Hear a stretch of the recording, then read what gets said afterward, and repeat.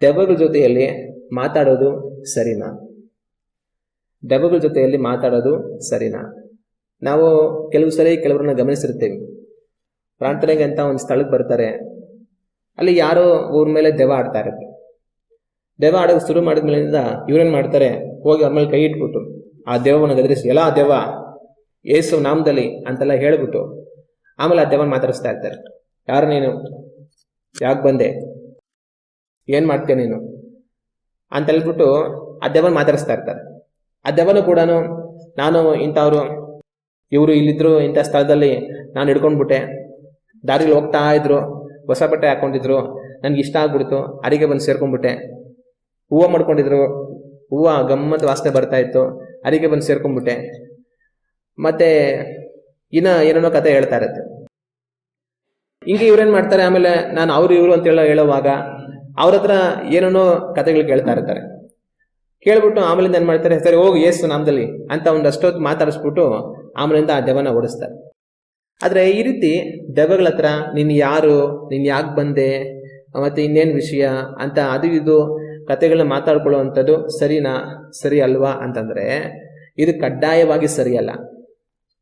ಒಂದು ಸ್ಥಳದಲ್ಲಿ ಪ್ರಾರ್ಥನೆಗೋಸ್ಕರ ಬಂದಾಗ ಯಾರೋ ಒಂದು ವ್ಯಕ್ತಿ ಮೇಲೆ ಒಂದು ದೆವ್ವ ಆಡಿ ಅದು ಕಾಣಿಸ್ಕೊಳ್ಳುತ್ತೆ ಅಂತಂದರೆ ಆ ದೆವ್ವವನ್ನು ಯೇಸು ನಾಮದಲ್ಲಿ ಹೋಗು ಅಂತ ನಾವು ಹೇಳಿ ಓಡಿಸುವಂಥವ್ರಾಗಿರ್ಬೇಕು. ಆದರೆ ದೆವ್ವಗಳ ಹತ್ರ ಮಾತಾಡಿಕೊಂಡು ಕತೆ ಹೇಳ್ಬೇಕಂತ ದೇವರು ನಮಗೆ ಹೇಳಲಿಲ್ಲ. ಕೆಲವೊಂದ್ಸಲ ಈ ದುಷ್ಟಾತ್ಮಗಳು ಯಾರೋ ಸತ್ತೋಗಿರುವಂಥವ್ರು ಒಂದು ಹೆಸರು ಹೇಳ್ಬಿಡುತ್ತೆ. ಆಮೇಲೆ ನೀನು ಯಾಕೆ ಸತ್ತೋದೆ, ನೀನು ಬದುಕಿರುವಾಗ ಏನು ಮಾಡಿದೆ ಅಂತೆಲ್ಲ ಕೇಳ್ತಾ ಇರ್ತಾರೆ.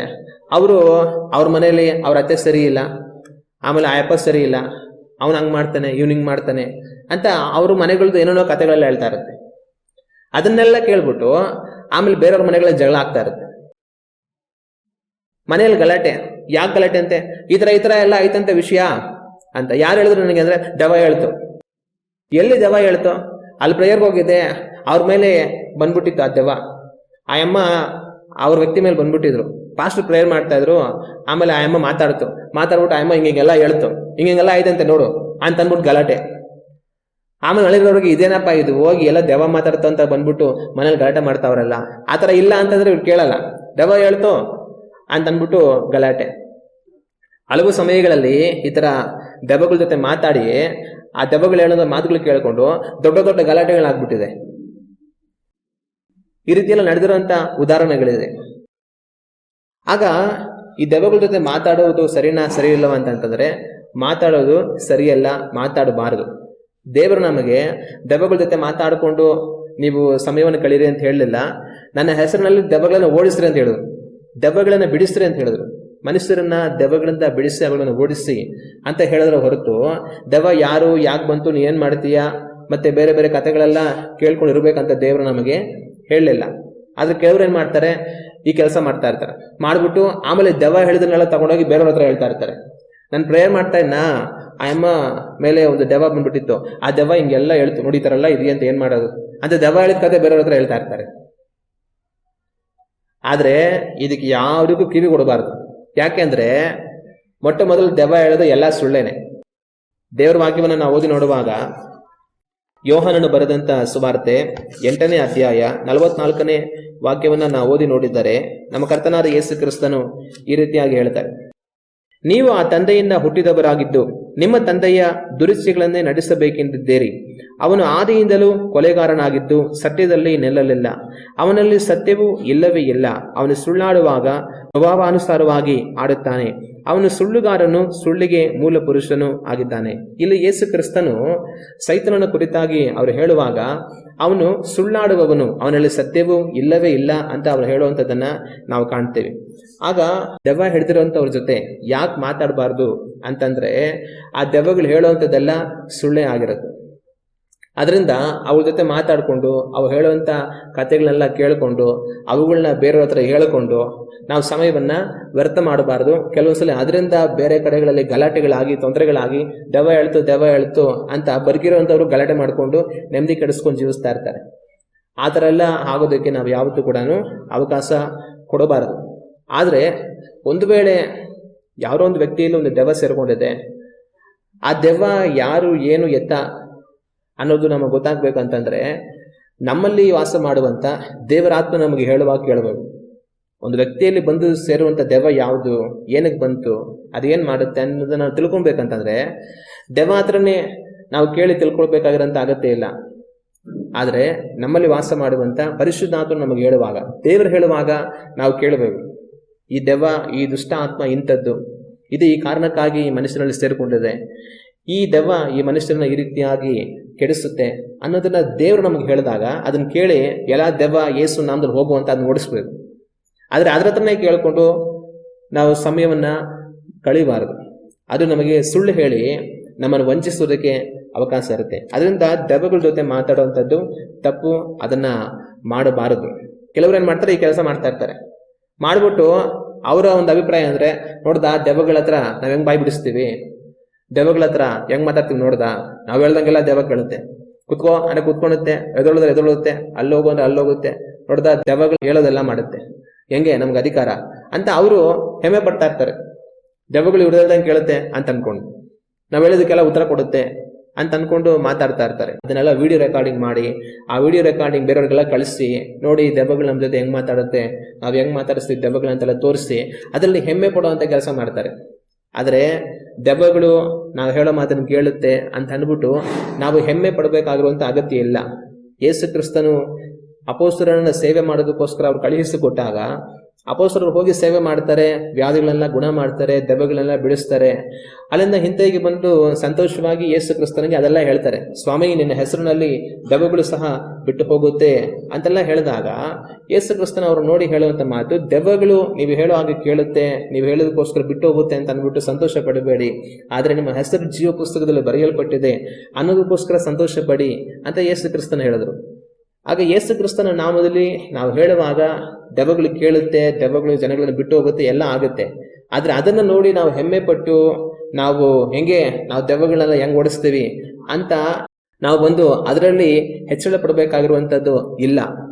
ಆದ್ರೆ ನಮ್ಮ ಹೆಸರು ಜೀವ ಪುಸ್ತಕದಲ್ಲಿ ಬರೆಯಲ್ಪಟ್ಟಿದೆ, ನಾನು ದೇವರ ಮಗನಾಗಿದ್ದೀನಿ, ದೇವರ ಮಗಳಾಗಿದ್ದೀನಿ, ನಾನು ದೇವರಾಜ್ಯಕ್ಕೆ ಹೋಗ್ತೀನಿ, ಸ್ವಾಮಿ ನನಗೆ ಸ್ತೋತ್ರ ಅಂತ ಅದರಲ್ಲಿ ನಾವು ಸಂತೋಷ ಪಡಬೇಕು. ಅಂದ್ರೆ ನಮ್ಮ ರಕ್ಷಣೆಯಲ್ಲಿ ನಾವು ನೆಲೆ ನಿಂತಿದ್ದೇವಾ ಅನ್ನೋದ್ರ ಕಡೆಗೆ ನಮ್ಮ ಗಮನ ಇರಬೇಕು. ದೆವ್ವ ಹೋಗುತ್ತೆ ಅಂತ ನಾವು ಗರ್ವ ಪಟ್ರೆ ನಾವು ದೆವ್ವರಿಂದ ಹೋಗ್ಬಿಡ್ತೀವಿ. ದೆವ್ವ ಎಲ್ಗೋಗುತ್ತೆ, ನರಕಕ್ಕೆ ಹೋಗುತ್ತೆ. ಕೊನೆಗೆ ಆ ದೆವ್ವ ಹೋಗುತ್ತೆ ನಾನು ಹೇಳಿದ ತಕ್ಷಣ ಅಂತ ನಾವು ಗರ್ವ ಪಟ್ಟು ಹೆಂಗೆ ನಾನು ಅಂತ ಅನ್ಕೊಂಡ್ರೆ ನೆಕ್ಸ್ಟ್ ನಾವು ಅದರಿಂದನೇ ಹೋಗ್ಬಿಡ್ತೀವಿ ನರಕಕ್ಕೆ. ಆದ್ರೆ ಅದಲ್ಲ, ನಾವು ದೇವರಲ್ಲಿ ನೆಲೆ ನಿಂತು ನಮ್ಮ ರಕ್ಷಣೆಯನ್ನ ನಾವು ಕಾದುಕೊಳ್ಬೇಕು. ಅಲ್ಲೇಲೂಯ್ಯ. ಅದರಿಂದ ದೆವ್ವ ಹತ್ರ ಮಾತಾಡಿಸಿ ದೆವ್ವನ ಓಡಿಸಿ ಅದರಲ್ಲಿ ಗರ್ವಪಟ್ಟು ಹೆಚ್ಚಳ ಪಡುವಂಥದ್ದು ತಪ್ಪು. ಅದಕ್ಕೆ ನಾವು ಅವಕಾಶ ಕೊಡಬಾರದು. ದೆವ್ವದ ಜೊತೆ ಮಾತಾಡಬಾರ್ದು ಅಂತ ಹೇಳಿದ್ರೆ ಕೆಲವರು ಏನ್ ಹೇಳ್ತಾರೆ ಅಂದ್ರೆ, ಯೇಸು ಕ್ರಿಸ್ತನ್ ಮಾತಾಡಿಲ್ವಾ, ಯೇಸು ಕ್ರಿಸ್ತನ್ ಮಾತಾಡಿದ್ರಪ್ಪ, ನಿನ್ನ ಹೆಸರೇನು ಅಂತ ಯೇಸು ಕ್ರಿಸ್ತನ ಕೇಳಿದ್ರು, ಅದಕ್ಕೆ ನಾವು ಕೇಳ್ತೀವಿ ನಿನ್ನ ಹೆಸರೇನು ಅಂತ ಅನ್ಬಿಟ್ಟು ಏನ್ ತಪ್ಪು ಅಂತ ಕೆಲವರು ಅಂತಾರೆ. ಆದ್ರೆ ಯೇಸು ಕ್ರಿಸ್ತನ್ ಏನು ಕೇಳಿದ್ರು ಅಂತಂದ್ರೆ ಅದಕ್ಕೆ ಬಲವಾದ ಒಂದು ಕಾರಣ ಇದೆ.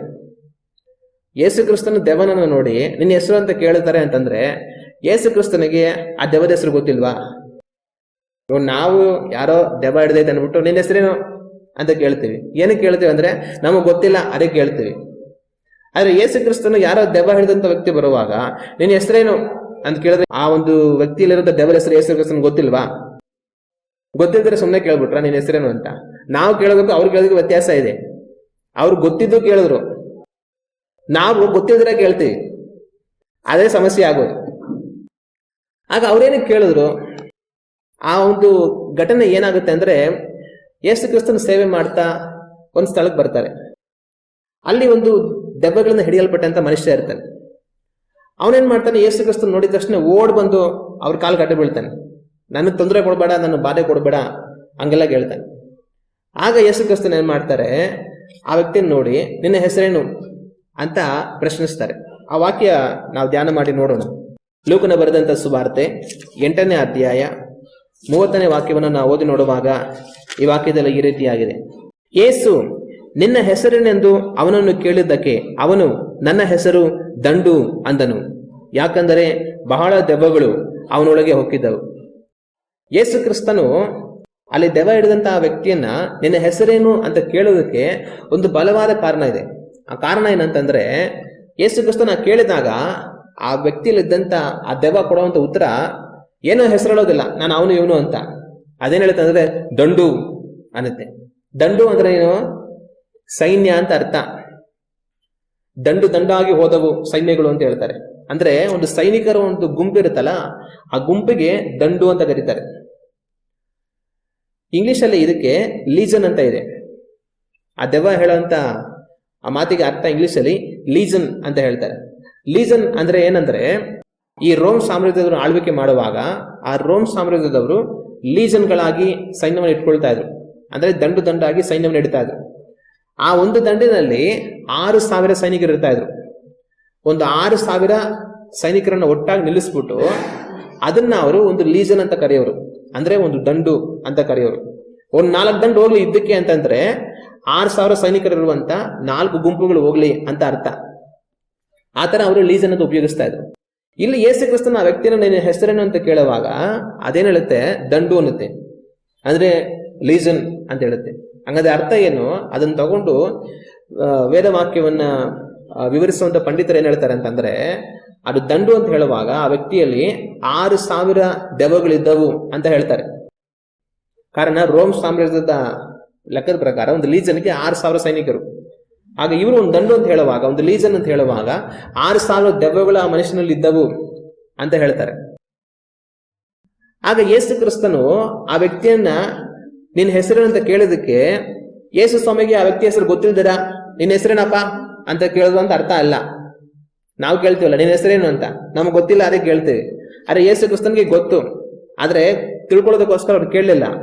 ಆದ್ರೆ ಅದು ಕೊಡುವಂತ ಉತ್ತರದ ಮುಖಾಂತರವಾಗಿ ಒಂದು ಸತ್ಯವನ್ನ ನನಗೆ ನಿಮಗೆ ದೇವರು ಅರ್ಥ ಮಾಡಿಸ್ಬೇಕಂತ ಇಷ್ಟಪಟ್ರು. ಅದಕ್ಕೋಸ್ಕರವಾಗಿ ಅವ್ರ ಹೆಸರೇನು ಅಂತ ಯೇಸು ಕ್ರಿಸ್ತನ್ ಕೇಳಿದ್ರು. ಅವ್ರು ಏನು ಸತ್ಯವನ್ನ ಅರ್ಥ ಮಾಡಿಸೋ ಪ್ರಯತ್ನ ಮಾಡುವ ಅಂತಂದ್ರೆ, ಒಂದು ವ್ಯಕ್ತಿಯಲ್ಲಿ ಒಂದೇ ದೆವ್ವ ಅಡಗಿಕೊಳ್ಳುತ್ತೆ ಅಂತ ಅಲ್ಲ, ಒಂದು ವ್ಯಕ್ತಿಯಲ್ಲಿ ಎಷ್ಟು ದೆವ್ವಗಳು ಬೇಕಾದ್ರೂ ಸೇರಿಕೊಳ್ಳೋದಕ್ಕೆ ಅವಕಾಶ ಇರುತ್ತೆ ಅನ್ನೋದನ್ನ ನಾವು ಅರ್ಥ ಮಾಡ್ಕೊಳ್ಬೇಕಂತ ಹೇಳಿ ಅದ್ರ ಹೆಸರನ್ನ ಯೇಸು ಕ್ರಿಸ್ತನ್ ಕೇಳಿದ್ರು. ಅದು ಕೇಳುವಾಗ ಏನ್ ಹೇಳುತ್ತೆ? ದಂಡು ಅಂತ ಹೇಳುತ್ತೆ. ಅಂದ್ರೆ ರೋಮ್ ಸಾಮ್ರಾಜ್ಯದ ಸೈನ್ಯದ ಲೆಕ್ಕದ ಪ್ರಕಾರ 6,000 ದೆವ್ವಗಳಿದ್ವಿ ನಾವೆಲ್ಲ ಒಂದು ಸೈನ್ಯವಾಗಿ ಬಂದಿವಿ, ನಾವು ಸೇರ್ಕೊಂಡ್ಬಿಟ್ಟಿದ್ದೀವಿ ಅಂತ ಅದು ಉತ್ತರ ಕೊಡುತ್ತೆ. ಆ ದಂಡಿನ ನಾಯಕ ಉತ್ತರ ಕೊಡುತ್ತೆ, ನಾವು ದಂಡು ಅಂತ ಹೇಳ್ಬಿಟ್ಟು. ಆಗ ಒಂದು ದಂಡೆ ಒಂದು ಮನುಷ್ಯನಲ್ಲಿ ಬಂದು ಸೇರ್ಕೊಳ್ಬಹುದು, ಒಂದು ದಂಡ ದೆವ್ವಗಳು ಬಂದು ಮನುಷ್ಯನಲ್ಲಿ ಸೇರ್ಕೊಳ್ಬಹುದು ಅನ್ನೋದನ್ನ ನನಗೆ ನಿಮಗೆ ಅರ್ಥ ಮಾಡಿಸ್ಬೇಕು ಅಂದ್ಬಿಟ್ಟು ಯೇಸು ಕ್ರಿಸ್ತನಲ್ಲಿ ಪ್ರಶ್ನೆ ಕೇಳ್ತಾರೆ. ಅದೇ ವಾಕ್ಯದಲ್ಲಿ ನಾವು ಓದಿ ನೋಡುವಾಗ, ಯೇಸು ನಿನ್ನ ಹೆಸರನೆಂದು ಅವನನ್ನು ಕೇಳಿದ್ದಕ್ಕೆ ಅವನು ನನ್ನ ಹೆಸರು ದಂಡು ಅಂದನು, ಯಾಕೆಂದರೆ ಬಹಳ ದೆವ್ವಗಳು ಅವನೊಳಗೆ ಹೊಕ್ಕಿದ್ದವು. ತುಂಬಾ ದೆವ್ವಗಳು ಅವನಲ್ಲಿ ಇದ್ದವು, ಅದರಿಂದ ಅವನು ದಂಡು ಅಂತ ಹೇಳ್ದ ಅಂತ ಈ ವಾಕ್ಯ ಹೇಳುತ್ತೆ. ಆಗ ಒಂದು ಮನುಷ್ಯನಲ್ಲಿ ಎಷ್ಟು ದೆವ್ವ ಹೋಗೋದಕ್ಕೆ ಸಾಧ್ಯ? ಒಂದು ಮನುಷ್ಯನಲ್ಲಿ ಎಷ್ಟು ದೆವ್ವಗಳು ಬೇಕಾದ್ರೂ ಹೋಗೋದಕ್ಕೆ ಸಾಧ್ಯ? ಒಂದು ದಂಡು ದೆವ್ವಗಳು ಹೋಗೋದಕ್ಕೆ ಸಾಧ್ಯ. ಕೆಲವರು 6,000 ದೆವ್ವಗಳು ಅಲ್ಲಿ ಇದ್ದವು ಆ ಮನುಷ್ಯನಲ್ಲಿ ಅಂತ ಹೇಳ್ತಾರೆ.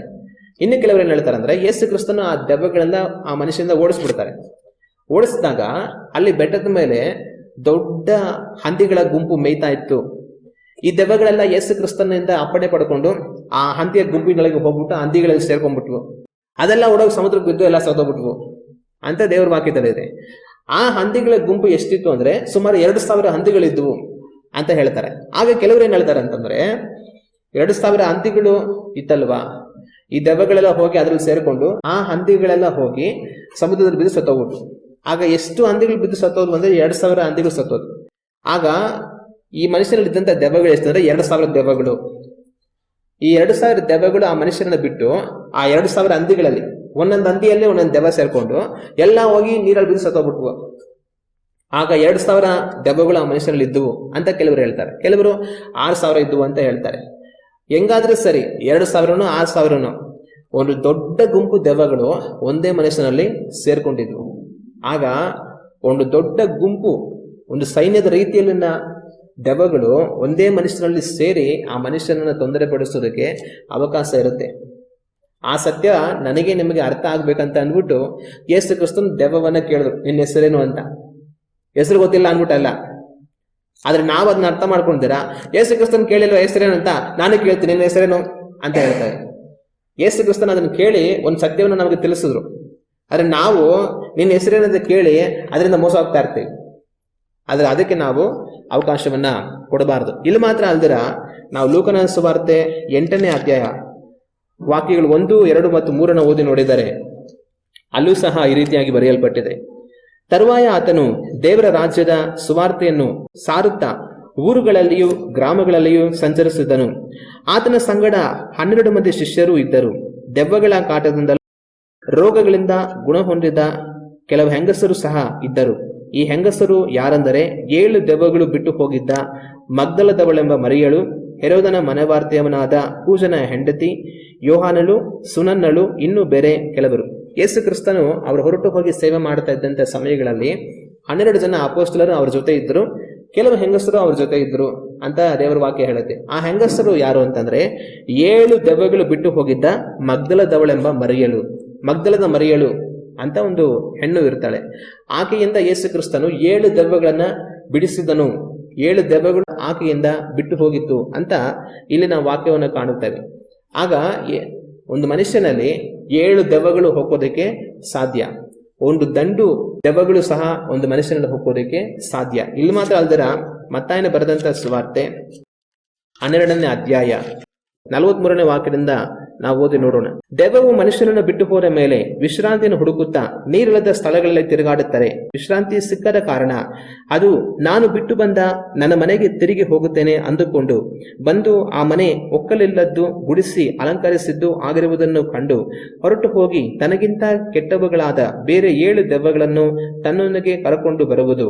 ಅವು ಒಳಹೊಕ್ಕು ಅಲ್ಲಿ ವಾಸ ಮಾಡುವವು. ಆಗ ಆ ಮನುಷ್ಯನ ಅಂತ್ಯಸ್ಥಿತಿಯು ಮೊದಲಿಗಿಂತ ಕೆಟ್ಟದ್ದಾಗಿರುವುದು. ಇದರಂತೆಯೇ ಈ ಕೆಟ್ಟ ಸಂತತಿಗೆ ಆಗುವುದು ಅಂದನು. ಇಲ್ಲಿ ಯೇಸು ಕ್ರಿಸ್ತನು ಒಂದು ದೆವ್ವ ಒಂದು ಮನುಷ್ಯನ ಬಿಟ್ಟು ಹೋದ್ಮೇಲೆ ಮತ್ತೆ ಬಂದು ಆ ಒಂದು ಸ್ಥಳ ಶುದ್ಧವಾಗಿರುವಂತದನ್ನ ಕಂಡು ಅದೇನಾಗುತ್ತೆ, ತನಗಿಂತ ಕೆಟ್ಟವುಗಳಾದ 7 ದೆವ್ವಗಳನ್ನ ಮತ್ತೆ ಕರ್ಕೊಂಡು ಬಂದು ಅವೆಲ್ಲ ಸೇರಿ ಅಲ್ಲಿ ವಾಸ ಮಾಡುತ್ತೆ ಅಂತ ಯೇಸು ಕ್ರಿಸ್ತನು ಹೇಳುವಂಥದ್ದನ್ನ ನಾವು ಕಾಣ್ತೀವಿ. ಆಗ ಒಂದು ಮನುಷ್ಯನಲ್ಲಿ ಒಂದೇ ಒಂದು ದೆವ್ವ ಅಂತಲ್ಲ, ಒಂದು ಮನುಷ್ಯನಲ್ಲಿ 7 ದೆವ್ವಗಳು ಸೇರಬಹುದು, ಅಥವಾ ಒಂದು ದಂಡು ದೆವ್ವಗಳು ಸಹ ಮನುಷ್ಯನಲ್ಲಿ ಸೇರಬಹುದು. ಅದನ್ನ ನಾವು ತಿಳಿದಿರಬೇಕು. ದೆವ್ವಗಳನ್ನ ಯಾರು ಓಡಿಸ್ಬೋದು? ದೆವ್ವ ಓಡಿಸೋದಕ್ಕೆ ಒಂದು ಸೇವಕನೇ ಬರಬೇಕಾ? ದೆವ್ವ ಒಂದು ಸೇವಕನ ಓಡಿಸೋದು ಮಾತ್ರನೇ ಹೋಗುತ್ತಾ? ಅಥವಾ ದೆವ್ವಗಳನ್ನ ಓಡಿಸೋದಕ್ಕೆ ವಿಶೇಷವಾಗಿ ಅಭಿಷೇಕವನ್ನು ಹೊಂದಿಕೊಂಡು ವಿಶೇಷವಾಗಿ ದೇವರಿಂದ ಕರೆ ಹೊಂದಿಕೊಂಡು ಇವರು ದೆವ್ವ ಓಡಿಸುವಂತ ವಿಶೇಷಿತರು ಅಂತ ಹೆಸರು ಪಡ್ಕೊಂಡು ಆದರೆ ದೆವ್ವ ಓಡಿಸೋದಕ್ಕೆ ಯಾರಾದರೂ ಪ್ರತ್ಯೇಕವಾಗಿ ವಿಶೇಷವಾಗಿರುವಂಥವ್ರು ಬೇಕಾ ಅಂತಂದ್ರೆ ಇಲ್ಲ. ದೆವ್ವ ಓಡಿಸೋದಕ್ಕೋಸ್ಕರ ಸೇವಕರೇ ಬೇಕಾಗಿಲ್ಲ. ದೆವ್ವ ಓಡಿಸೋದಕ್ಕೆ ವಿಶೇಷವಾಗಿ ದೆವ್ವ ಓಡಿಸೋದಕ್ಕೋಸ್ಕರನೇ ದೇವರಿಂದ ಆರಿಸಲ್ಪಟ್ಟಿರುವಂತ ವ್ಯಕ್ತಿಗಳು ಬೇಕಾಗಿಲ್ಲ. ದೆವ್ವವನ್ನ ಎಲ್ಲರೂ ಓಡಿಸ್ಬೋದು. ದೆವ್ವವನ್ನ ಎಲ್ಲ ವಿಶ್ವಾಸಿಗಳು ಸಹ ಓಡಿಸ್ಬೋದು. ನಾವು ದೇವರ ವಾಕ್ಯವನ್ನ ಓದಿ ನೋಡುವಾಗ ಮಾರ್ಕನು ಬರೆದಂತ ಸುವಾರ್ತೆ 16ನೇ ಅಧ್ಯಾಯ 17ನೇ ವಾಕ್ಯವನ್ನ ನಾವು ಓದಿ ನೋಡುವಾಗ ಈ ವಾಕ್ಯದಲ್ಲಿ ಈ ರೀತಿಯಾಗಿದೆ. ಇದಲ್ಲದೆ ನಂಬುವವರಿಂದ ಈ ಸೂಚಕ ಕಾರ್ಯಗಳು ಉಂಟಾಗುವವು, ನನ್ನ ಹೆಸರನ್ನು ಹೇಳಿ ದೆವ್ವಗಳನ್ನ ಬಿಡಿಸುವರು. ಇಲ್ಲಿ ಯೇಸು ಕ್ರಿಸ್ತನು ಅಪೊಸ್ತಲರಿಗೆ ಕಡೆಯದಾಗಿ ಅಪ್ಪಣೆ ಕೊಡ್ತಾರೆ. ನೀವು ಹೊರಟು ಹೋಗಿ ಎಲ್ಲಾ ಕಡೆಗಳಲ್ಲಿಯೂ ಸುವಾರ್ತಿನ ಸಾರಿರಿ. ಅದನ್ನು ನಂಬುವವನು ರಕ್ಷಣೆ ಹೊಂದುವರು, ನಂಬದೆ ಹೋಗುವಂತವರು ದಂಡನೆಗೆ ಒಳಗಾಗ್ತಾರೆ ಅಂತ ಹೇಳಿ, ಆದ್ರೆ ಯಾರೆಲ್ಲ ನಂಬುತ್ತಾರೋ ಅಂದ್ರೆ ಯೇಸು ಕ್ರಿಸ್ತನ ಕುರಿತಾದ ಸುವಾರ್ತೆಯನ್ನ ಯಾರೆಲ್ಲ ನಂಬುತ್ತಾರೋ ಅವ್ರ ಮುಖಾಂತರ ಈ ಸೂಚಕ ಕಾರ್ಯಗಳು ಆಗುತ್ತವೆ ಅಂತ ಅವ್ರು ಹೇಳಿದ್ರು. ಅದರಲ್ಲಿ ಯಾವುದು ಅಂತಂದ್ರೆ ಮೊದಲನೇದು, ನನ್ನ ಹೆಸರು ಹೇಳಿ ದೆವ್ವಗಳನ್ನ ಬಿಡಿಸುವರು. ನಂಬುವವರು ಅಂದ್ರೆ ಸುವಾರ್ತೆಯನ್ನ ನಂಬುವಂತವರು ಯೇಸು ಕ್ರಿಸ್ತನ ಹೆಸರನ್ನ ಹೇಳಿ ದೆವ್ವಗಳನ್ನ ಬಿಡಿಸುತ್ತಾರೆ ಅಂತ ಯೇಸು ಕ್ರಿಸ್ತನ ಹೇಳುವಂಥದ್ದನ್ನ ನಾವು ಕಾಣ್ತೇವೆ. ಆಗ ದೆವ್ವಗಳನ್ನ ಯಾರು ಓಡಿಸ್ಬೋದು? ದೆವ್ವಗಳನ್ನ ಯಾರು ಓಡಿಸೋದಕ್ಕೆ ಸಾಧ್ಯ ಆಗುತ್ತೆ ಅಂತಂದ್ರೆ ಯಾರೋ ಸೇವಕರು ಬಂದು ಓಡಿಸ್ಬೇಕು ಅಂತಿಲ್ಲ. ಯಾರು ವಿಶೇಷವಾಗಿ ದೆವ್ವಗಳನ್ನ ಓಡಿಸೋದಕ್ಕೋಸ್ಕರನೇ ದೇವರಿಂದ ನೇಮಿಸಲ್ಪಟ್ಟವರು ಬರ್ತಾರೆ, ಅವ್ರು ಓಡಿಸ್ಬೇಕು ಅಂತ ಇಲ್ಲ. ದೆವ್ವಗಳನ್ನ ಸುವಾರ್ತೆನ ನಂಬಿರುವಂತ ಪ್ರತಿ ವಿಶ್ವಾಸಿಯು ಸಹ ಓಡಿಸೋದಕ್ಕೆ ಸಾಧ್ಯ. ಹಲ್ಲೆಲೂಯ. ಆ ಅಧಿಕಾರವನ್ನ ದೇವರು ನಮಗೆ ಕೊಟ್ಟಿದ್ದಾರೆ. ಹಲ್ಲೆಲೂಯ. ಸಮಸ್ತ ಬಲದ ಮೇಲೆ ನಿಮಗೆ ಅಧಿಕಾರವನ್ನು ಕೊಟ್ಟಿದ್ದೇನೆ ಅಂತ ಯೇಸು ಕ್ರಿಸ್ತನ ವಾಗ್ದಾನ ಮಾಡಿದ್ರು. ಅದನ್ನ ಯಾರು ವಾಗ್ದಾನ ಮಾಡಿದ್ದಾರೆ? ಯಾರೋ ಕೆಲವು ಸೇವಕರುಗಳಿಗೆ ದೇವರು ವಾಗ್ದಾನ ಮಾಡಿದಾರ? ಆತರ ಅಲ್ಲ. ಸೈತಾನನ ಸಮಸ್ತ ಬಲವನ್ನು ಅಳಿಸುವಂತ ಅಧಿಕಾರವನ್ನು, ದೆವ್ವಗಳನ್ನು ಓಡಿಸುವಂತ ಅಧಿಕಾರವನ್ನು ಎಲ್ಲಾ ವಿಶ್ವಾಸಿಗಳಿಗೂ ದೇವರು ಕೊಟ್ಟಿದ್ದಾರೆ. ಹಲ್ಲೆಲೂಯ. ವಿಶ್ವಾಸಿಗಳು ದೆವ್ವ ಓಡಿಸೋದನ್ನು ನಾವು ಕಾಣ್ತೀವ. ಇವತ್ತು ಎಲ್ಲೋ ಒಂದ್ ಕಡೆ ಪ್ರಾರ್ಥನೆಗೆ ಅಂತ ಸೇರ್ತೀವಿ. ವಿಶ್ವಾಸಿಗಳೇ ಒಂದು 4 ಜನ ಪ್ರಾರ್ಥನೆಗೆ ಅಂತ ಸೇರ್ತಾರೆ, ಪ್ರೇಯರ್ ಮಾಡ್ತಾ ಇರ್ತಾರೆ. ಅದ್ರಲ್ಲಿ ಯಾರಿಗೋ ಒಬ್ರಿಗೆ ಅಕಸ್ಮಾತ್ ದೆವ್ವ ಇರುತ್ತೆ, ಅವರು ಅಹಹ ಅಂತ ಎದ್ಬಿಟ್ರೆ ವಿಶ್ವಾಸಗಳೆಲ್ಲ ಓಡೋಗ್ಬಿಡ್ತಾರೆ. ವಿಶ್ವಾಸಗಳು ಏನ್ ಮಾಡ್ತಾರೆ, ಅಯ್ಯೋ ದೆವ್ವ ಐತೆ ಅಂತ ವಿಶ್ವಾಸಗಳು ಓಡೋಗ್ಬಿಡ್ತಾರೆ. ಆಮೇಲೆ ಏನ್ ಮಾಡ್ತಾರೆ, ಪಾಸ್ಟರ್ ಫೋನ್ ಮಾಡಿ, ಪಾಸ್ಟ್ರೇ ಇವರಲ್ಲಿ ದೆವ್ವ ಐತೆ ಬರ್ರಿ ಅಂತ ಪಾಸ್ಟರ್ ಫೋನ್ ಮಾಡ್ತಾರೆ. ಸುವಾರ್ತೆಯನ್ನು ನಂಬುವಂತ, ಯೇಸು ಕ್ರಿಸ್ತನ ನಂಬುವಂತ ಎಲ್ಲರೂ ಸಹ ದೆವ್ವವನ್ನ ಓಡಿಸಬಹುದು. ಆದ್ರೆ ನಮ್ ವಿಶ್ವಾಸಿಗಳು ಮಾತ್ರ ದೆವ್ವ ಹೋದ ಇವರೇ ಓಡೋಗ್ಬಿಡ್ತಾರೆ. ಪಾಸ್ಟರ್ ಫೋನ್ ಮಾಡ್ತಾರೆ, ಪಾಸ್ಟ್ರೇ ಬನ್ನಿ, ಅವ್ರ ಮನೆಗೆ ದೆವ್ವ ಹೋಗಾಟ ನಾನು ಹೋಗಲ್ಲಪ್ಪ, ಅವ್ರ ಮನೆಗೆ ದೆವ್ವ ಹೋಯ್ತಾ ಅಂತ ಗೊತ್ತಾಗ್ಲಿ ಆಮೇಲೆ ಹೋಗ್ತೀನಿ ಅಂತ ಹೋಗದೇ ಇರೋದವ್ರು ಇರ್ತಾರೆ. ಅದು ಏನಕ್ಕೆ ಈ ತರ ಆಗುತ್ತೆ? ವಿಶ್ವಾಸಿಗಳು ಯಾಕೆ ಸೇವಕರು ಬರಲಿ ಅಂತ ಸೇವಕರಿಗೆ ಫೋನ್ ಮಾಡ್ತಾ ಇರ್ತಾರೆ? ವಿಶ್ವಾಸಿಗಳು ಯಾಕೆ ಯೇಸು ನಾಮದಲ್ಲಿ ಹೋಗು ದೆವ್ವವೇ ಅಂತ ಹೇಳೋದಿಲ್ಲ? ನಮ್ಮ ವಿಶ್ವಾಸಿಗಳು ಹೆಂಗೆ ಅಂದ್ರೆ, ದೆವ್ವ ಕಾಣಿಸಿಲ್ಲ ಅಂದ್ರೆ ದೆವ್ವ ನೋಡಿಸ್ತಾ ಇರ್ತಾರೆ, ದೆವ್ವ ಕಾಣಿಸಿದ್ರೆ ಇವರೇ ಓಡೋಗ್ಬಿಡ್ತಾರೆ. ಕಣ್ಮುಚ್ಕೊಂಡು ಯೇಸು ನಾಮದಲ್ಲಿ ಎಲ್ಲಾ ಸೈತನ್ ಕ್ರಿಯೆಗಳು ಅಳಿದು ಹೋಗಲಿ, ಎಲ್ಲಾ ದೆವ್ವಗಳು ತೊಲಗಲಿ ಅಂತ ಹೇಳಿ ಪ್ರೇಯರ್ ಮಾಡ್ತಾ ಇರ್ತಾರೆ. ಯಾವ್ದಾರ ಒಂದ್ ದೆವ್ವ ಯಾರೆಲ್ಲ ಕಾಣಿಸ್ಕೊಂಡ್ರೆ ಅಯ್ಯೋ ದೆವ್ವ ಬಂತ ಅವರೇ ಹೋಗ್ಬಿಡ್ತಾರೆ. ಆಗ ಏನಕ್ಕೆ ಈ ತರ ಆಗುತ್ತೆ ಅಂತಂದ್ರೆ, ಮೊಟ್ಟ ಮೊದಲು ನಂಬಿಕೆ ಇಲ್ಲ. ಯೇಸು ಕ್ರಿಸ್ತನ ನಂಬುವಂತ ಎಲ್ಲರೂ ದೆವ್ವ ಓಡಿಸ್ಬೋದು, ಆದ್ರೆ ನಮ್ಮ ಜನಗಳು ಯಾಕೆ ಓಡಿಸೋದಿಲ್ಲ? ಯಾರನ್ನ ಸೇವಕರಿಗೆ ಫೋನ್ ಮಾಡ್ತಾ ಇರ್ತಾರೆ, ಸೇವಕರು ಬಂದು ಓಡಿಸ್ತಾರೆ ಅಂತ ಅನ್ಕೊಳ್ತಾ ಇರ್ತಾರೆ ಅಂತಂದ್ರೆ, ಮೊದಲಾಗಿ ನಮ್ಮ ಜನಗಳಿಗೆ ನಂಬಿಕೆ ಇಲ್ಲ. ಏನ್ ನಂಬಿಕೆ ಇಲ್ಲ? ನಾನು ಪ್ರಾರ್ಥನೆ ಮಾಡಿದ್ರೆ ದೆವ್ವ ಹೋಗುತ್ತೆ ಅನ್ನೋ ನಂಬಿಕೆ ಇಲ್ಲ. ಅದರಿಂದ ಇವ್ರು ಏನ್ ಮಾಡ್ತಾರೆ ಅಂತಂದ್ರೆ, ದೆವ್ವನ ಇವ್ರ ಕೈಯಲ್ಲಿ ಓಡಿಸೋದಕ್ಕೆ ಆಗೋದಿಲ್ಲ. ನಾವು ದೇವರ ವಾಕ್ಯವನ್ನ ಓದಿ ನೋಡುವಾಗ, ಮತ್ತಾಯನ ಬರೆದಂತ ಸುವಾರ್ತೆ 17ನೇ ಅಧ್ಯಾಯ ವಾಕ್ಯಗಳು 14ರಿಂದ ನಾವು ಓದಿ ನೋಡುವಾಗ, ಈ ವಾಕ್ಯಗಳಲ್ಲಿ ಒಂದು ಘಟನೆ ನಡೆಯುವಂಥದ್ದನ್ನು ನಾವು ಕಾಣ್ತೇವೆ. ಅವರು ಜನರ ಗುಂಪಿನ ಬಳಿಗೆ ಬಂದಾಗ ಒಬ್ಬನು ಆತನ ಹತ್ತಿರಕ್ಕೆ ಬಂದು ಆತನ ಮುಂದೆ ಮೊಣಕಾಲೂರಿ ವಂದಿಸಿ, ಸ್ವಾಮಿ, ನನ್ನ ಮಗನನ್ನು ಕರುಣಿಸಿ, ಅವನು ಮೂರ್ಛಾ ರೋಗದಿಂದ ಬಹಳ ಕಷ್ಟಪಡುತ್ತಾನೆ, ಆಗಾಗ್ಗೆ ಬೆಂಕಿಯಲ್ಲಿಯೂ ಆಗಾಗ್ಗೆ ನೀರಿನಲ್ಲಿಯೂ ಬೀಳುತ್ತಿರುವನು. ಅವನನ್ನು ನಿನ್ನ ಶಿಷ್ಯರ ಬಳಿಗೆ ಕರ್ಕೊಂಡು ಬಂದಿದ್ದೆನು, ಆದರೆ ಅವನಿಗೆ ವಾಸಿ ಮಾಡುವುದಕ್ಕೆ ಅವರಿಂದ ಆಗದೆ ಹೋಯಿತು ಅಂದನು. ಅದಕ್ಕೆ ಯೇಸು, ಎಲ್ಲ ನಂಬಿಕೆ ಇಲ್ಲದಂತ ಮೂರ್ಖ ಸಂತಾನವೇ, ನಾನು ಇನ್ನೆಷ್ಟು ದಿನ ನಿಮ್ಮ ಸಂಗಡ ಇರಲಿ, ಇನ್ನೆಷ್ಟು ದಿನ ನಿಮ್ಮನ್ನು ಸಹಿಸಿಕೊಳ್ಳಲಿ? ಅವನನ್ನು ಇಲ್ಲಿ ನನ್ನ ಬಳಿಗೆ ತೆಗೆದುಕೊಂಡು ಬನ್ನಿರಿ ಅಂದನು. ಯೇಸು ಅವನನ್ನು ಗದರಿಸಲು ದೆವ್ವ ಅವನನ್ನು ಬಿಟ್ಟು ಹೋಯಿತು. ಆ ಕ್ಷಣವೇ ಆ ಹುಡುಗನಿಗೆ ಸ್ವಸ್ಥವಾಯಿತು. ತರುವಾಯ ಶಿಷ್ಯರು ಏಕಾಂತವಾಗಿ ಯೇಸುವಿನ ಬಳಿಗೆ ಬಂದು ಅದನ್ನು ಬಿಡಿಸಲಿಕ್ಕೆ ನಮ್ಮಿಂದ ಯಾಕೆ ಆಗಲಿಲ್ಲವೆಂದು ಕೇಳಲು ಆತನು ಅವರಿಗೆ, ಇಲ್ಲಿ ಏನಾಗತ್ತಂದ್ರೆ, ಯೇಸು ಕ್ರಿಸ್ತನು ಪೇತ್ರ, ಯಾಕೋಬ, ಯೋಹಾನ ಇವ್ರ ಜೊತೆ ರೂಪಾಂತರದ ಬೆಟ್ಟದ ಮೇಲೆ ಹೋಗಿರ್ತಾರೆ. ಆ ಬೆಟ್ಟದ ಮೇಲೆ ಹೋಗಿ ಯೇಸು ಕ್ರಿಸ್ತನ ರೂಪಾಂತರ ಆಗೋದನ್ನ ಈ ಪೇತ್ರ, ಯಾಕೋಬ, ಯೋಹಾನ ಎಲ್ಲ ಕಂಡು ಅವರಲ್ಲಿಂದ ಮತ್ತೆ ಇಳಿದು ಬರ್ತಾ ಇರ್ತಾರೆ. ಇಳಿದು ಬರೋ ಅಷ್ಟರಲ್ಲಿ ಬೇರೆ ಶಿಷ್ಯನರೆಲ್ಲ ಏನ್ ಮಾಡಿರ್ತಾರೆ, ಬೆಟ್ಟದ ಕೆಳಗೆ ಊರಲ್ಲಿ ಅವರು ಜನಗಳ ಜೊತೆ ಇರ್ತಾರೆ. ಆಗ ಒಂದು ವ್ಯಕ್ತಿ ಅವ್ರ ಮಗನನ್ನು ಕರ್ಕೊಂಡ್ ಬರ್ತಾನೆ. ಅವನ ಮಗನಿಗೆ ದೆವ್ವ ಹಿಡಿದಿದೆ, ಅದು ಬೆಂಕಿಯಲ್ಲಿ ಕರ್ಕೊಂಡು ಹೋಗಿ ತಳ್ತಾ ಇರುತ್ತೆ, ಮತ್ತೆ ಅವನ್ನ ನೀರಲ್ಲಿ ತಳ್ಳುವಂತ ಪ್ರಯತ್ನ ಮಾಡುತ್ತೆ. ಈ ದೆವ್ವರಿಂದ ಬಿಡಿಸ್ರಿ ಅಂತ ಶಿಷ್ಯಂದ್ರನ್ನ ಅವ್ರ ಅಪ್ಪ ಕೇಳ್ಕೊಳ್ತಾನೆ. ಆದ್ರೆ ಇವ್ರ ಕೈಯಲ್ಲಿ ಬಿಡಿಸೋದಕ್ಕೆ ಆಗೋದಿಲ್ಲ. ಅಷ್ಟೇನಾಗುತ್ತೆ, ಯೇಸು ಕ್ರಿಸ್ತನು ಬೆಟ್ಟದಿಂದ ಇಳಿದು ಬರ್ತಾನೆ. ಇಳಿದು ಬಂದಾಗ ಈ ತಂದೆ ಏನ್ ಮಾಡ್ತಾನೆ, ಮಗನನ್ನ ಯೇಸು ಕ್ರಿಸ್ತನ ಹತ್ರ ಕರ್ಕೊಂಡು ಹೋಗ್ತಾನೆ. ಸ್ವಾಮಿ, ನನ್ನ ಮಗನಿಗೆ ಈ ತರ ತೊಂದರೆ ಇದೆ, ನಿಮ್ ಶಿಷ್ಯನ ಕರ್ಕೊಂಡ್ ಬಂದೆ, ಅವ್ರಿಗೆ ಬಿಡಿಸೋದಕ್ಕೆ ಆಗ್ಲಿಲ್ಲ, ದಯವಿಟ್ಟು ನೀವು ಸಹಾಯ ಮಾಡಿ ಅಂತೆಲ್ಲ ಹೇಳಿದಾಗ ಯೇಸು ಕ್ರಿಸ್ತನ್ ಏನ್ ಮಾಡ್ತಾರೆ, ಶಿಷ್ಯಂದ್ರ ಬೈದ್ಬಿಟ್ಟು, ಎಲ್ಲ ಮೂರ್ಖ ಸಂತಾನವೇ, ಇನ್ನ ಎಷ್ಟು ಕಾಲ ನಾನು ನಿಮ್ ಜೊತೆ ಇರಲಿ ಅಂತ ಬೈದ್ಬಿಟ್ಟು ಕರ್ಕೊಂಬನ್ನಿ ಅವನ ಹತ್ರ ಅಂತ ಅನ್ಬಿಟ್ಟು ಕರೆಸ್ತಾರೆ, ಪ್ರಾರ್ಥನೆ ಮಾಡ್ತಾರೆ, ಬಿಡುಗಡೆ ಆಗ್ಬಿಡುತ್ತೆ. ಆಮೇಲೆ ಸಂಜೆ ಸೇವೆ ಎಲ್ಲ ಮುಗಿಸಿ ಮನೆಗೆ ಹೋಗಿರುವಾಗ, ಏಕಾಂತವಾಗಿರುವಾಗ ಶಿಷ್ಯಂದ್ರಿಗೆ ಒಂದು ಪ್ರಶ್ನೆ, ಆ ದೆವ್ವವನ್ನ ನಮ್ಮ ಕೈಯಲ್ಲಿ ಯಾಕೆ ಬಿಡಿಸಕ್ಕಾಗ್ಲಿಲ್ಲ? ಯೇಸು ಕ್ರಿಸ್ತನು ಅದನ್ನ ಗದರಿಸಿ ಓಡಿಸಿದ್ರಲ್ಲ, ನಮ್ಮ ಕೈಯಲ್ಲಿ ಯಾಕೆ ಆಗ್ಲಿಲ್ಲ ಅಂತ ಶಿಷ್ಯಂದರು ಯೋಚನೆ ಮಾಡ್ತಾ ಇರ್ತಾರೆ. ಆಮೇಲೆ ಯೇಸು ಸ್ವಾಮಿ ಹೋಗಿ ಕೇಳ್ತಾರೆ, ಸ್ವಾಮಿ, ನಮಗೆ ಯಾಕೆ ಇದನ್ನ ಬಿಡಿಸೋದಕ್ಕೆ ಆಗ್ಲಿಲ್ಲ ಅಂತ ಕೇಳಿದಾಗ ಯೇಸು ಕ್ರಿಸ್ತನ್ ಅವ್ರು ಕೊಡುವಂತ ಉತ್ತರ 20ನೇ ವಾಕ್ಯದಲ್ಲಿ, ನಿಮ್ಮ ನಂಬಿಕೆ ಕಡಿಮೆಯಾಗಿರುವುದರಿಂದಲೇ ಆಗಲಿಲ್ಲ. ನಿಮಗೆ ಸತ್ಯವಾಗಿ ಹೇಳುತ್ತೇನೆ, ಸಾಸುವೆ ಕಾಳಷ್ಟು ನಂಬಿಕೆ ನಿಮಗಿರುವುದಾದರೆ ನೀವು ಈ ಬೆಟ್ಟಕ್ಕೆ ಇಲ್ಲಿಂದ ಅಲ್ಲಿಗೆ ಹೋಗು ಎಂದು ಹೇಳಿದರೂ ಅದು ಹೋಗುವುದು, ಮತ್ತು ನಿಮ್ಮ ಕೈಯಿಂದ ಆಗದಂತ ಒಂದು ಇರುವುದಿಲ್ಲ ಅಂದನು. ಆಗ ಅವ್ರು ಕೇಳಿದಾಗ, ಸ್ವಾಮಿ, ನಮ್ಮಿಂದ ಯಾಕೆ ಬಿಡಿಸೋದಕ್ಕೆ ಆಗ್ಲಿಲ್ಲ ಅನ್ನೋವಾಗ ಯೇಸು ಕ್ರಿಸ್ತನು ಹೇಳುವಂತ ಮಾತು, ನಿಮ್ಮ ನಂಬಿಕೆ ಕಡಿಮೆಯಾಗಿರುವುದರಿಂದಲೇ ಅಂತ ಹೇಳ್ತಾರೆ.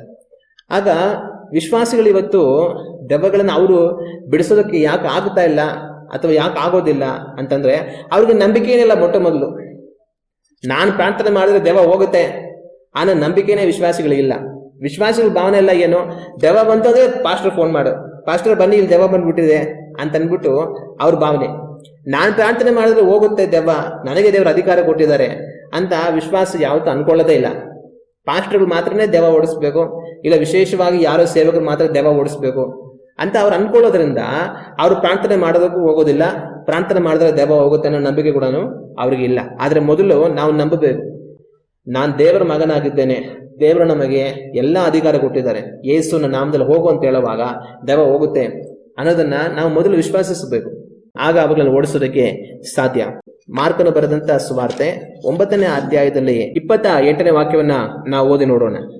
ಯೇಸು ಮನೆಗೆ ಬಂದಾಗ ಆತನ ಶಿಷ್ಯರು ಅದನ್ನು ಬಿಡಿಸಲಿಕ್ಕೆ ನಮ್ಮಿಂದ ಯಾಕೆ ಆಗಲಿಲ್ಲವೆಂದು ಆತನನ್ನು ಏಕಾಂತದಲ್ಲಿ ಕೇಳಲು, ಈ ಜಾತಿಯು ದೇವರ ಪ್ರಾರ್ಥನೆ ಮತ್ತು ಉಪವಾಸದಿಂದಲೇ ಹೊರತು ಬೇರೆ ಯಾತರಿಂದಲೂ ಬಿಟ್ಟು ಹೋಗುವುದಿಲ್ಲವೆಂದು ಅವರಿಗೆ ಹೇಳಿದನು. ಯೇಸು ಕ್ರಿಸ್ತನು ಸೂಚಿಸುವಂತಹ ಕಾರ್ಯ ಏನಂದ್ರೆ, ಪ್ರಾರ್ಥನೆ ಮತ್ತು ಉಪವಾಸದಿಂದ ಅಲ್ಲದೆ ಇವುಗಳು ಹೋಗೋದಿಲ್ಲ ಅಂತ ಹೇಳೋದು. ಆಗ ದೆವ್ವಗಳು ಬಿಟ್ಟು ಹೋಗಬೇಕಂತಂದ್ರೆ ನಮ್ಮಲ್ಲಿ ಪ್ರಾರ್ಥನೆ ಉಪವಾಸ ಅನ್ನೋದು ಬಹಳ ಮುಖ್ಯ. ಹಂಗಂದ್ರೆ ಎಲ್ಲೋ ನಾವು ಹೋದ್ವಿ, ಅಲ್ಲೊಂದು ದೆವ್ವ ಕಾಣಿಸ್ಕೊಂಡ್ಬಿಡ್ತು, ಆಮೇಲೆ ಬರ್ತೀನಿ ಪ್ರಾರ್ಥನೆ ನಾವು ಉಪವಾಸ ಮಾಡಿ ಬರ್ತೀನಿ ಅಂತ ಮತ್ತೆ ಹೋಗ್ಬಿಟ್ಟು ನಾವು ವಾಪಸ್ಸು ಒಂದ್ ದಿವಸ ಉಪವಾಸ ಮಾಡಿ ಪ್ರಾರ್ಥನೆ ಮಾಡಿ ಆಮೇಲೆ ಬಂದು ದೆವ್ವ ಹೋಗೋದ್ರೆ ಹೋಗುತ್ತಾ ಅಂತಂದ್ರೆ ಆತರ ಅಲ್ಲ. ದೆವ್ವ ಓಡಿಸ್ಬೇಕಂತಾನೆ ಹೋಗಿ ಉಪವಾಸ ಮಾಡಿ ಪ್ರಾರ್ಥನೆ ಮಾಡಿ ಬರ್ಬೇಕಂತಲ್ಲ. ನಾವು ಯಾವಾಗಲೂ ಉಪವಾಸ ಪ್ರಾರ್ಥನೆಯೊಟ್ಟಿಗೆ ದೇವರ ಜೊತೆ ಐಕ್ಯತೆಯಲ್ಲಿರಬೇಕು. ಹಲ್ಲೆಲೂಯಾ. ಯೇಸು ಕ್ರಿಸ್ತನು ದೆವ್ವ ಕಾಣಿಸ್ಕೊಂಡಾಗೆಲ್ಲ ಆಯ್ತು ನಾಳೆ ಬರ್ತೀನಿ ನೀವು ಉಪವಾಸ ಮಾಡಿ ಪ್ರೇಯರ್ ಮಾಡ್ಬಿಟ್ಟು ಅಂತ ಹೋಗಿ ಮತ್ತೆ ಬಂದು ಓಡಿಸಿಲ್ಲ. ನಾವು ಯಾವಾಗಲೂ ಪ್ರಾರ್ಥನೆಯಲ್ಲಿ ನಿರತರಾಗಿರಬೇಕು. ನಮಗೆ ಸಮಯ ದೊರಕುವಾಗಲೆಲ್ಲ ನಾವು ಉಪವಾಸದಿಂದ ಇದ್ದು ದೇವರನ್ನ ಸೇವಿಸ್ತಾ ಇರಬೇಕು. ಆನಂತರ ನಾವು ಎಲ್ಲೇ ಹೋಗುವಾಗ ದೆವ್ವಗಳು ನಮಗೆ ಎದುರಾಗುವಾಗ ಯೇಸುವಿನ ನಾಮದಲ್ಲಿ ಹೋಗುವಂತಂದ್ರೆ ಅವುಗಳು ಬಿಟ್ಟು ಹೋಗುತ್ತೆ. ಆದ್ರೆ ಪ್ರಾರ್ಥನೆಯಲ್ಲಿ ಇಲ್ಲದಿರ, ಉಪವಾಸ ಇಲ್ಲದಿರ ದೆವ್ವ ಸಿಕ್ಕಿದಾಗ ಮಾತ್ರ ಪ್ರಾರ್ಥನೆ ಉಪವಾಸ ಮಾಡ್ತೀವಂದ್ರೆ ಅದು ತಪ್ಪು. ಅದರಿಂದ ನಾವು ಪ್ರಾರ್ಥನೆಯಲ್ಲಿಯೂ ಉಪವಾಸದಲ್ಲಿಯೂ ನಿರತರಾಗಿರಬೇಕು. ಅದರಿಂದ ದೆವ್ವಗಳನ್ನ ಓಡಿಸೋದಕ್ಕೆ ನಮ್ಮಿಂದ ಸಾಧ್ಯ ಆಗುತ್ತೆ. ಮತ್ತಾಯನ ಬರೆದಂತ ಸುವಾರ್ತೆ 12ನೇ ಅಧ್ಯಾಯ 28ನೇ ವಾಕ್ಯವನ್ನ ನಾವು ಓದಿ ನೋಡುವಾಗ ಈ ವಾಕ್ಯದಲ್ಲಿ ಈ ರೀತಿಯಾಗಿದೆ, ನಾನು ದೇವರ ಆತ್ಮನ ಬಲದಿಂದಲೇ ದೆವ್ವಗಳನ್ನು ಬಿಡಿಸುವುದಾದರೆ ದೇವರ ರಾಜ್ಯವು ನಿಮ್ಮ ಹತ್ತಿರಕ್ಕೆ ಬಂತಲ್ಲ. ಯೇಸು ಕ್ರಿಸ್ತನು ದೆವ್ವಗಳನ್ನ ಬಿಡಿಸುವಂತದನ್ನ ಕಂಡು ಆ ಶಾಸ್ತ್ರಿಗಳು ಫರಿಸಾಯಗಳೆಲ್ಲ ಏನ್ ಮಾಡ್ತಾರೆ, ಈತನು ದೆವ್ವಗಳ ಒಡೆಯನ ಸಹಾಯದಿಂದಲೇ ದೆವ್ವಗಳನ್ನ ಬಿಡಿಸ್ತಾನೆ ಅಂತ ಅಂದ್ಬಿಟ್ಟು ಹೇಳ್ಬಿಡ್ತಾರೆ. ಆಗ ಯೇಸು ಕ್ರಿಸ್ತನ್ ತನಗೆ ಉತ್ತರವನ್ನು ಕೊಡ್ತಾ ಯೇಸು ಕ್ರಿಸ್ತನ್ ಹೇಳುವಂತ ಮಾತೇನೆಂದರೆ, ನಾನು ದೇವರ ಆತ್ಮನ ಬಲದಿಂದಲೇ ದೆವ್ವಗಳನ್ನ ಬಿಡಿಸುವುದಾದರೆ ದೇವರ ರಾಜ್ಯವು ನಿಮ್ಮ ಹತ್ತಿರಕ್ಕೆ ಬಂತಲ್ಲ ಅಂತ ಅವ್ರು ಹೇಳ್ತಾರೆ. ಹಂಗಂದ್ರೆ ನಾನು ದೇವರ ಆತ್ಮನ ಬಲದಿಂದಲೇ ದೆವ್ವಗಳನ್ನ ಬಿಡಿಸ್ತಾ ಇದ್ದೀನಿ, ಇದ್ರ ಮುಖಾಂತರ ದೇವರ ರಾಜ್ಯ ಬಂದಿದೆ, ಅದನ್ನ ನೀವು ಗ್ರಹಿಸ್ತಾ ಇಲ್ಲ ಅಂತ ಅವ್ರಿಗೆ ಉತ್ತರ ಕೊಡುವುದನ್ನ ನಾವು ಕಾಣ್ತೀವಿ. ಮತ್ತೆ ಲೂಕನ ಬರೆದಂತ ಸುವಾರ್ತೆ 4ನೇ ಅಧ್ಯಾಯ ವಾಕ್ಯಗಳು 18 ಮತ್ತು 19 ಓದಿ ನೋಡುವಾಗ ಈ ವಾಕ್ಯಗಳಲ್ಲಿ ಈ ರೀತಿಯಾಗಿದೆ, ಕರ್ತನ ಆತ್ಮವು ನನ್ನ ಮೇಲೆ ಅದೆ, ಆತನು ನನ್ನನ್ನು ಬಡವರಿಗೆ ಶುಭವರ್ತಮಾನವನ್ನು ಸಾರುವುದಕ್ಕೆ ಅಭಿಷೇಕಿಸಿದನು, ಸೆರೆಯವರಿಗೆ ಬಿಡುಗಡೆಯಾಗುವುದನ್ನು ಮತ್ತು ಕುರುಡರಿಗೆ ಕಣ್ಣು ಬರುವುದನ್ನು ಪ್ರಸಿದ್ಧಪಡಿಸುವುದಕ್ಕೂ ಮನಮುರಿದವರನ್ನು ಬಿಡಿಸಿ ಕಳುಹಿಸುವುದಕ್ಕೂ ಕರ್ತನು ನೇಮಿಸಿರುವ ಶುಭ ವರ್ಷವನ್ನು ಪ್ರಚುರಪಡಿಸುವುದಕ್ಕೂ ಆತನು ನನ್ನನ್ನು ಕಳುಹಿಸಿದ್ದಾನೆ ಎಂಬುದೇ. ಇಲ್ಲಿ ಯೇಸು ಕ್ರಿಸ್ತನು ಯೆಶಾಯನ ಪ್ರವಾದನೆ ಗ್ರಂಥದಲ್ಲಿರುವಂತ ವಾಕ್ಯಗಳನ್ನು ತೆಗೆದುಕೊಂಡು ತನ್ನ ವಿಷಯದಲ್ಲಿ ಅದು ನೆರವೇರಿದೆ ಅಂತ ಓದೋದನ್ನ ನಾವು ಕಾಣ್ತೀವಿ.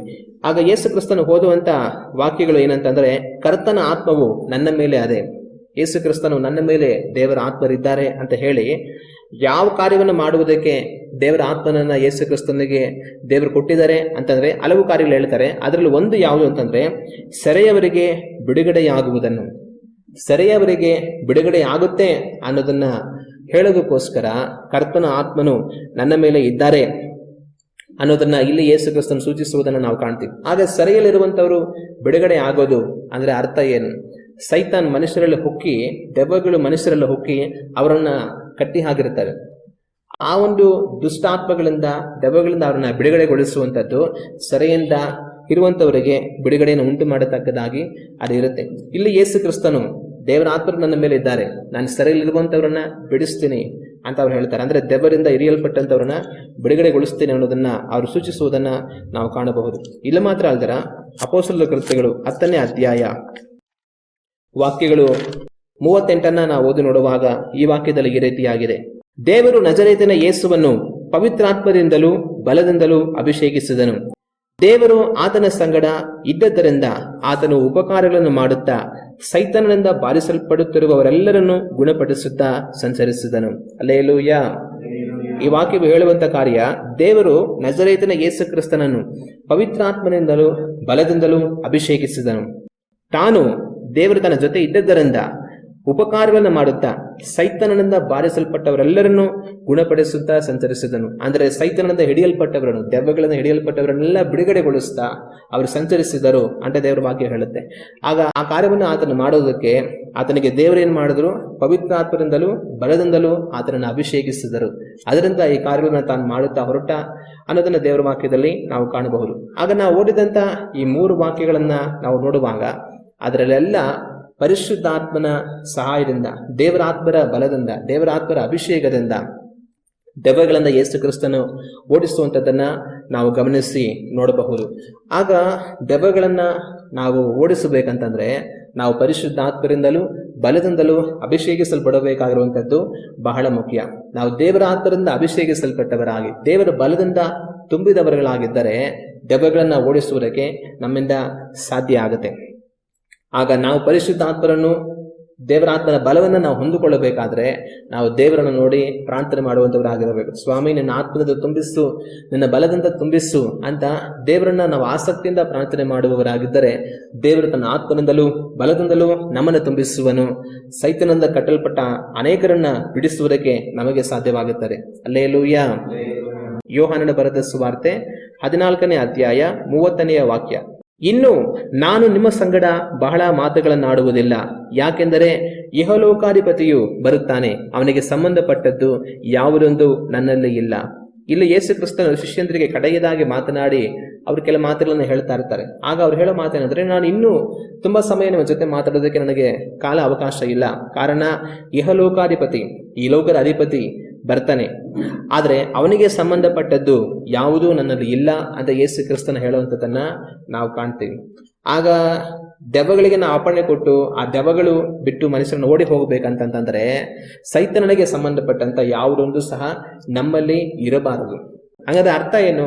ಸೈತಾನನಿಗೆ ಸಂಬಂಧಪಟ್ಟಂಥದ್ದು ಪಾಪ. ಯಾವುದೆಲ್ಲ ಸೈತಾನನಿಗೆ ಸೇರಿರುತ್ತೋ ಅದೆಲ್ಲವೂ ದೇವರಿಗೆ ವಿರೋಧವಾಗಿರುತ್ತೆ. ದೇವರಿಗೆ ಸಂಬಂಧಪಟ್ಟದ್ದು ಎಲ್ಲವೂ ಸಹ ಸೈತಾನನಿಗೆ ವಿರೋಧವಾಗಿರುತ್ತೆ. ಆಗ ಅವನಿಗೆ ಸಂಬಂಧಪಟ್ಟಂತ ಪಾಪ, ಅಶುದ್ಧ, ಕೆಟ್ಟ ಗುಣಗಳು, ನಡವಳಿಕೆಗಳು, ಕ್ರಿಯೆಗಳು ಏನೇ ಇರಬಹುದು, ಅವನಿಗೆ ಸಂಬಂಧಪಟ್ಟಂತ ಯಾವುದು ಸಹ ನಮ್ಮಲ್ಲಿ ಇರದ ಹಾಗೆ ಎಲ್ಲಾ ಕಾರ್ಯಗಳಿಂದ ನಾವು ಮನೆ ತಿರುಗಿ ದೇವರಿಗೆ ನಮ್ಮನ್ನು ಒಪ್ಪಿಸಿಕೊಟ್ಟು ಪರಿಶುದ್ಧರಾಗಿ ನಾವು ಜೀವಿಸುವುದಕ್ಕೆ ನಮ್ಮನ್ನು ಒಪ್ಪಿಸಿಕೊಡಬೇಕು. ಆಗ ನಾವು ದೇವರಲ್ಲಿ ಪರಿಶುದ್ಧರಾಗಿ ನಾವು ಜೀವಿಸುತ್ತಾ ಇರುವಾಗ ದೆವ್ವಗಳನ್ನು ಓಡಿಸುವುದಕ್ಕೆ ಸಾಧ್ಯ. ಆದರೆ ನಮ್ಮಲ್ಲಿ ಪಾಪ ಇಟ್ಟುಕೊಂಡು ದೆವ್ವ ಹೋಗು ಅಂತಂತಂದ್ರೆ ದೆವ್ವ ಏನ್ ಮಾಡುತ್ತೆ?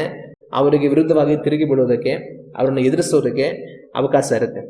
ಆದರೆ ನಾವು ಪರಿಶುದ್ಧತೆಯನ್ನು ಕಾಪಾಡಿಕೊಂಡು ದೇವರ ಕೃಪೆಯಲ್ಲಿ ನಾವು ನೆಲೆ ನಿಂತು ದೆವ್ವಗಳಿಗೆ ಅಪ್ಪಣೆ ಕೊಡುವಾಗ ಅವುಗಳು ಓಡಿ ಹೋಗೋದಕ್ಕೆ ಅವಕಾಶ ಇರುತ್ತೆ.